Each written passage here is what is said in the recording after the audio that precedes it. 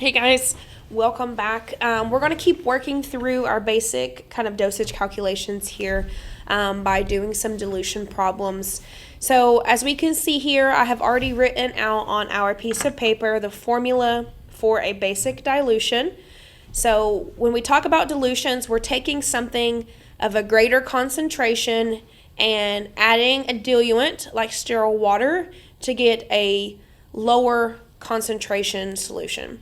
Okay, so in order to find out sometimes how much of a specific diluent we need, we will need to do a problem like this, so a dilution problem. So our formula is C1 times V1 equals C2 times V2. C1 being concentration of the stock solution, and then volume of the stock solution. And then C2 being concentration of our final solution, and then V2 being the volume of our final solution. So sometimes the hardest parts of these questions is honestly going to be just finding the information in the question. And then once you find the information and have it in the correct spots, it's going to be as simple as what I like to call plug and chug. I'm sure you probably heard that in high school or maybe even in your college math class. So plug and chug just literally means you put the numbers in the correct locations, you do some math, and boom, you have the answer that you're looking for.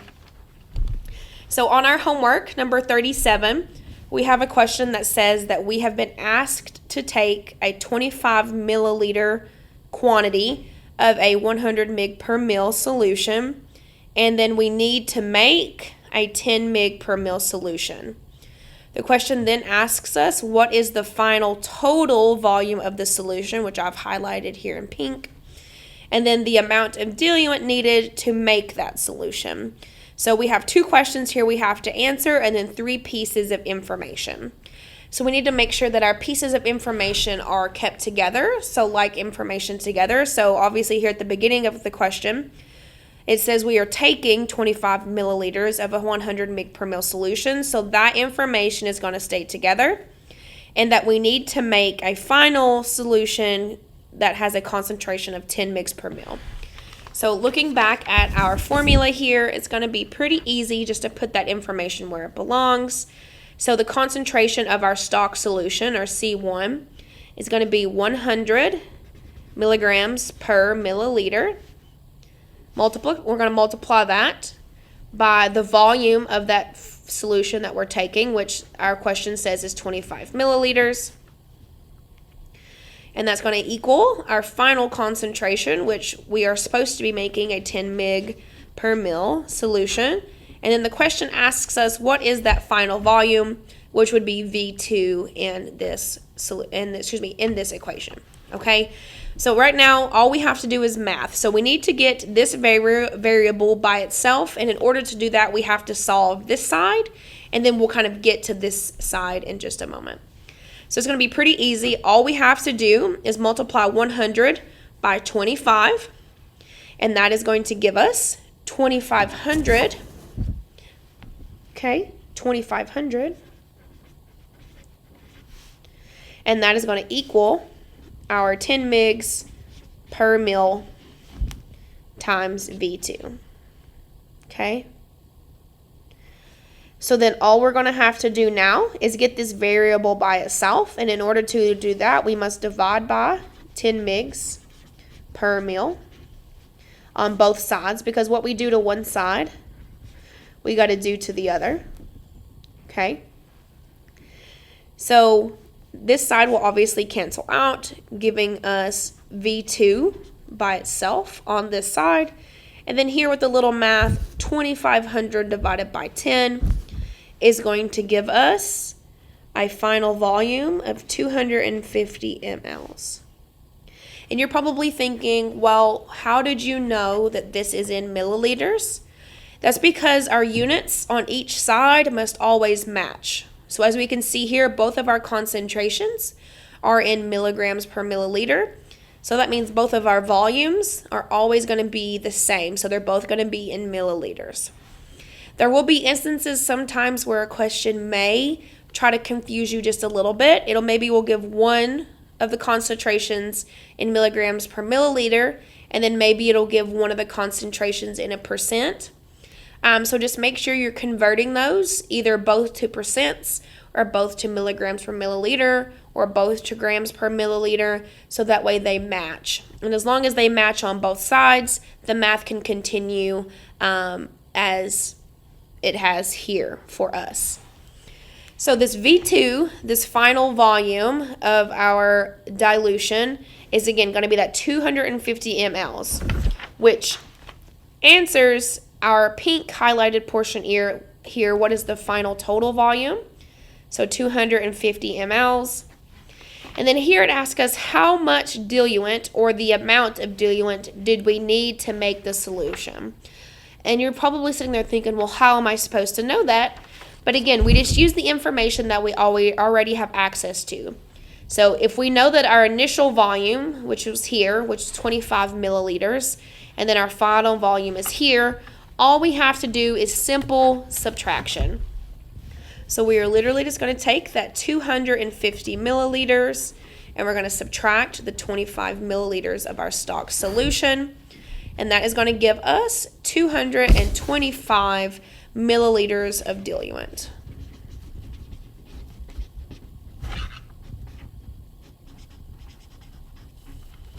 So that is how we answered number 37.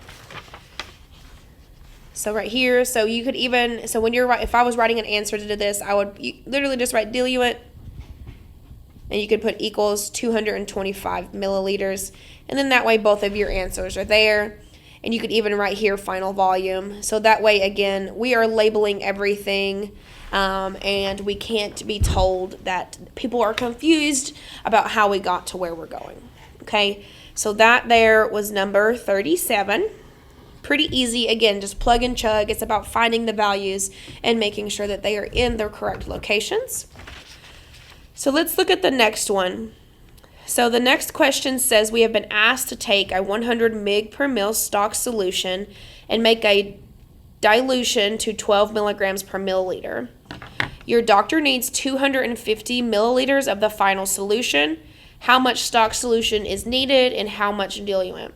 So this time, instead of giving us all of the information for the stock solution, they've given us all of the information for the final solution, which is A-okay with us, right? Because again, as long as we're missing only one variable, this math is going to be pretty easy for us.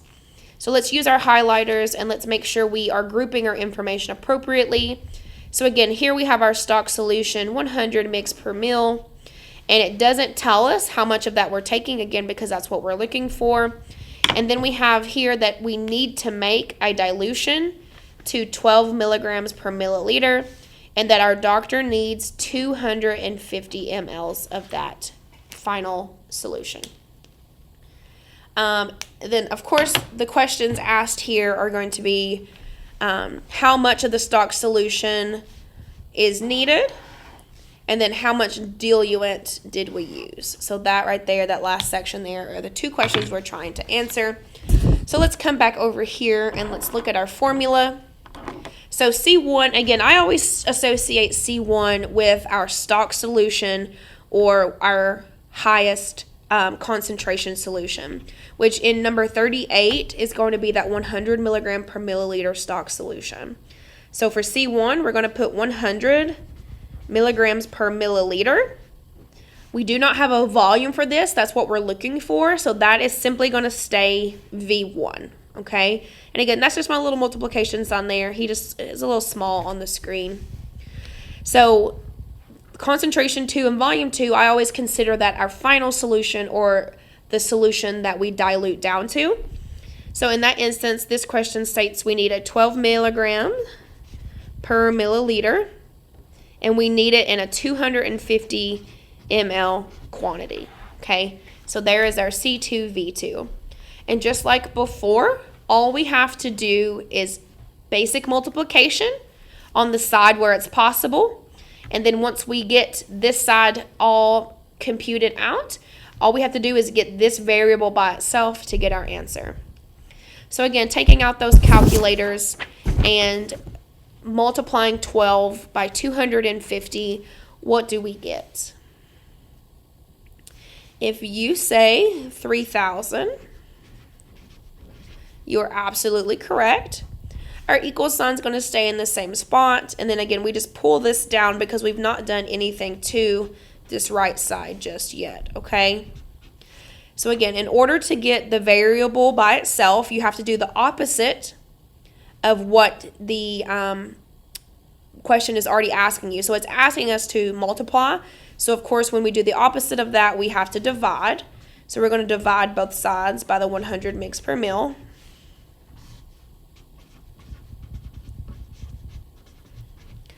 So 3,000 divided by 100. This side will cancel out, giving us V1 by itself. And that is going to equal 30 mLs. So that means that of our stock solution of 100 milligram per milliliter, we need 30 mLs to equal 250 milliliters of the 12 milligram per milliliter solution. Okay, so that is the answer to the first question, which is how much stock solution do we need? So stock solution, we need 30 mLs. Okay, so this last question is asking us how much diluent do we need? So just like the previous question, all we have to do is some basic subtraction. We have our final volume here, and then now we have our original starting volume or stock solution here. So we simply take our final volume, so 250 mils. We're going to subtract the starting solution of that stock solution, or 30 mLs from that, giving us 220 milliliters of diluent. So 220 milliliters of diluent is how much diluent we need. And then we need a stock solution of 100 mg per mil in a quantity of 30 mLs to get 12 mg per mil in a 250 ml quantity. So that is the answer to number 38. Not too crazy, not too hard. So let's do 39 together really quick because I think it's super important, because here we're starting to see some slightly different values, right? So it's telling us that we have a 50% concentration stock solution in a 25 ml bottle. So all of that information stays together. So we have a 50% concentration of a stock solution in a 25 ml bottle. And our doctor needs you to dilute that 25 milliliters and make an 8% solution. So we are making an 8% solution. Okay, so you could even use a different color for that as well, so you can tell which one is different. The question again asks us how much diluent will we add and what is the final total volume.